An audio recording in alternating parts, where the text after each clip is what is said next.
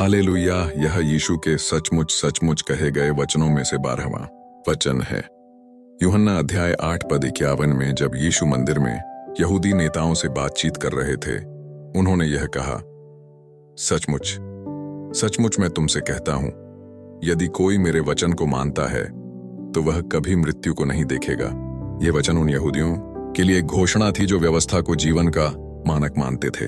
वे इब्राहिम की संतान होने और व्यवस्था का पालन करने के कारण अपने आप को धर्मी समझते थे, परंतु यीशु जीवन का मानक व्यवस्था से हटाकर अपने वचन पर स्थापित करते हैं।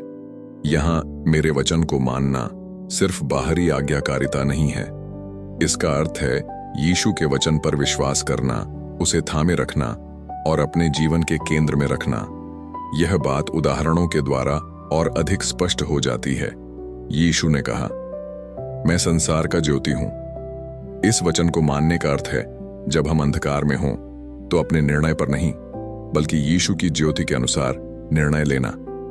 यीशु ने यह भी कहा, हे सब परिश्रम करने वालों और बोझ से दबे लोगों, मेरे पास आओ। इस वचन को मानने का अर्थ है जब समस्याएं आती हैं तो अकेले सहते रहने के बजाय प्रार्थना में प्रभु के पास जाना चुनना।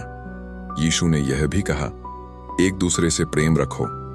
इस वचन को मानने का अर्थ है जब घृणा करने के पर्याप्त कारण हों तब भी भावनाओं के अनुसार नहीं बल्कि वचन के अनुसार क्षमा को चुनना। अर्थात मेरे वचन को मानना यीशु के वचन को केवल जानकारी के रूप में जानना नहीं है, बल्कि उसे निर्णयों का मानक, जीवन की दिशा और जीवन की नींव बनाना है। इसी कारण यीशु कहते हैं, यदि कोई मेरे वचन को माने तो वह कभी मृत्यु को नहीं देखेगा।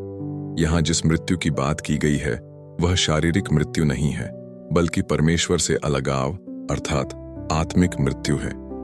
जो लोग यीशु के वचन को जीवन के रूप में स्वीकार करते हैं, वे पहले ही परमेश्वर के साथ संबंध में प्रवेश कर चुके हैं और पहले से ही अनंत जीवन में हैं। आज भी आप उसके वचन में बने रहें, मैं यह प्रार्थना यीशु के नाम में करता हूं। आमीन।